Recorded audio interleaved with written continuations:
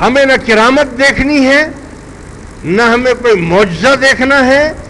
نہ ہمیں اس میں جناب علی کوئی ہاتھ کی صفائی دیکھنی ہے،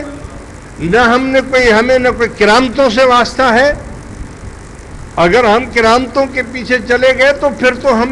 غلط راستے پر چلے جائیں گے، کیونکہ پھر شعبدہ باز لوگ ہمیں مل جائیں گے، جادوگر لوگ ہمیں مل جائیں گے، ہندو اور پنڈت ہمیں مل جائیں گے، مسمرزم والے مل جائیں گے، ہیپٹنائزم والے مل جائیں گے، لیکن اس میں اور اس میں یہی فرق ہوگا کہ وہ شریعت پر نہیں ہوں گے اور یہ شریعت پر ہوں گے۔ پہچان اور کسوٹی آپ کے پاس کوئی بھی مرشد ہو، کوئی بھی پیر ہو، ایسا ہو رہا ہے۔ جعلی پیر بھی آپ دیکھ رہے ہیں، ملیں گے آپ کو، داڑھی موچھ صاف اور گلے میں بڑے بڑے توق تسبیحاں ڈال دیں گے، ہاتھ میں کڑے لوہے کے پہنے ہوئے ہوں گے، چمٹا ہاتھ میں ہوگا، ہرا چولا پہنا ہوا ہوگا نیچے پاؤں تک، اور جناب علی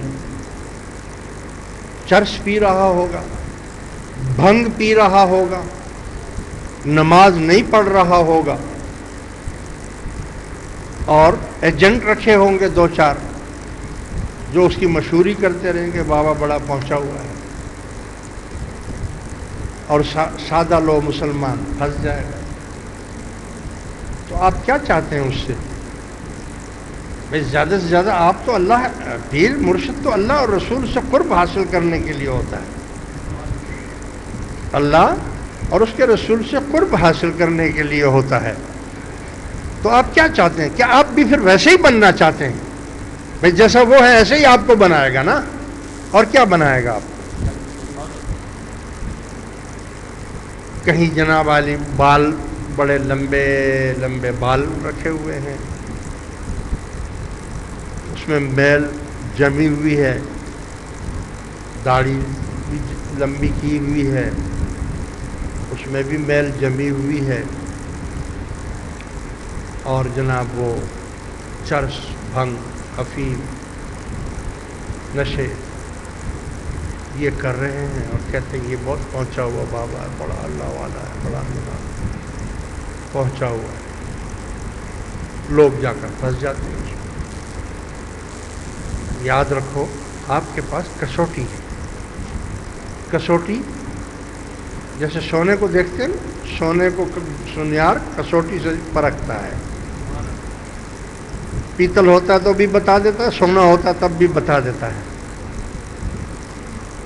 یاد رکھنا، جو رسول اللہ صلی اللہ علیہ وسلم کے طریقوں پر چلے، جو حضور کی سنت کے مطابق چلے، جو رسول اللہ صلی اللہ علیہ وسلم کی اتباع کرنے والا ہو، جو نمازیں پڑھنے والا ہو، جو روزہ رکھنے والا ہو، جو حج کرنے والا ہو، جو زکوٰۃ دینے والا ہو، آپ اس کی اتباع کر لیں، خدا کی قسم اگر اس میں کچھ بھی نہیں ہوگا پھر بھی آپ منزل مقصود پر پہنچ جائیں گے، کیونکہ اگر اس میں کچھ نہیں، اس کے مرشد میں کچھ نہیں، اس کے مرشد میں کچھ نہیں، تو رسول اللہ میں تو ہے نا۔ ہاں؟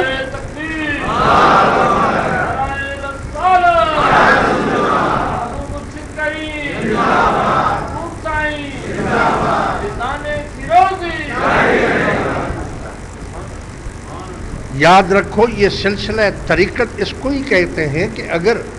اس کے مرشد میں کچھ بھی نہیں ہے لیکن طریقے اس کے اپنے رسول اللہ کے ہیں،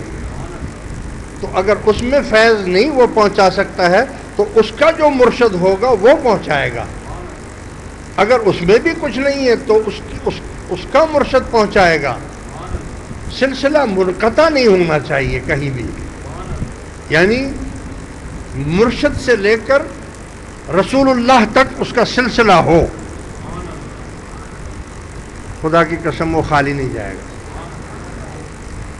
اگر 7 پشتوں تک بھی کچھ نہ ہو، بھئی آخر اوپر تو ہے نا، حضور غوث پاک کے پاس ہے، حضرت علی کرم اللہ وجہہ الکریم ہے، حضرت امام حسن ہے، امام حسین ہے، اور اسی طرح امام جعفر صادق رضی، تو آخر ان لوگوں میں تو کچھ ہے نا۔ تو جب سلسلے سے منسلک ہو گیا تو اگر اس میں کچھ بھی نہیں ہے تو وہاں سے فیض ملے گا، لیکن اس کی پہچان یہی ہے کہ اتباع رسول میں ہو، تو پھر کسی کرامت کو دیکھنے کی ضرورت نہیں ہے۔ اور جو کرامتیں دیکھنے والے ہوتے ہیں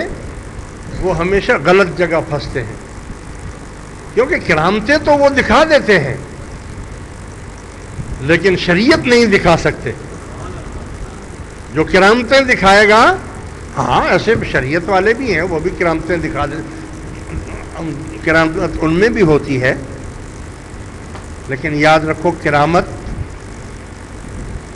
ولی اللہ کو کرامت دکھانا ایسا ہے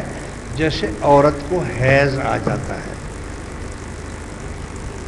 اس کو اچھا نہیں سمجھتے کرامتوں کو دکھانا۔ کیوں؟ ہاں آپ اس کی مجلس محفل میں اس کا ساتھ رہیں، اس کے ساتھ صحبت میں رہیں تو آپ دن میں سینکڑوں کرامتیں دیکھیں گے، لیکن اس کا قصد یہ نہیں ہوگا کہ میں دکھاؤں،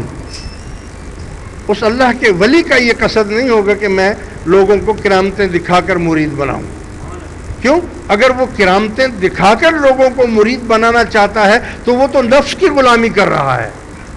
یعنی اس کا نفس یہ چاہتا ہے کہ میرے مرید بن جائیں لوگ، اور جو اللہ کے ولی ہوتے ہیں وہ نفس کے مرید نہیں ہوتے، وہ نفس کی اتباع نہیں کرتے۔ ہاں ان کا تو اٹھنا بیٹھنا ہی کرامت ہو جاتا ہے، ان کا تو چلنا پھرنا ہی کرامت ہو جاتا ہے، اور ان کو یہ خیال بھی نہیں ہوتا ہے کہ میں کوئی کرامت کر رہا ہوں، لیکن کرامت ان سے سرزد ہوتی رہتی ہے۔ تو عزیز دوستو، یاد رکھنا اللہ کا قرب حاصل ہوگا اللہ کے ذکر کرنے سے۔ جب آپ اللہ کا ذکر کریں گے اور وہ بھی کسی کامل مرشد سے اجازت لے کر کریں گے، تو جس طرح ظاہری علم کے لیے آپ کو کسی عالم کے پاس جانا پڑتا ہے، کسی دارالعلوم میں داخلہ لینا پڑتا ہے، اگر آپ مریض ہیں تو آپ کو کسی ہسپتال میں جا کر داخل ہونا ہوتا ہے، اسی طریقے سے اگر آپ کو اللہ کا قرب چاہیے تو آپ کو کسی مرشد پیر کی ضرورت ہے کہ آپ اس کے حلقے میں چلے جائیں تاکہ وہ آپ کو اللہ کا ذکر کرنا سکھا لے۔ اور جب وہ ذکر کرنا سکھا دے گا اور اس کے ذکر سے آپ مانوس ہو جائیں گے تو پھر آپ کا یہ قلب جاری ہو جائے گا اور آپ کا قلب اندر سے خود بخود اللہ اللہ اللہ اللہ کرتا رہے گا۔ اسی لیے حدیث پاک میں آتا ہے الانفاس معدودۃ کل نفس یخرج بغیر ذکر اللہ فہو میت۔ انسان کے سانس گنتی کے ہیں، اللہ تبارک و تعالیٰ کے حساب میں یہ مت سمجھنا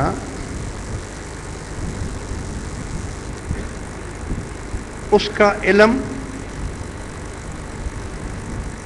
ہمارے علم سے ایسا سمجھ لیں، خیر مثال تو وہ بھی میں نہیں دے سکتا، وہ پوری ہو ہی نہیں سکتی ہے، لیکن سمجھانے کے لیے سمندر دیکھا ہے نا آپ نے؟ سمندر، اگر سمندر میں ایک چھوٹا سا جراثیم ہو، جراثیم ایسی چیز کو کہتے ہیں جو مائکروسکوپ کے بغیر نظر نہیں آتا،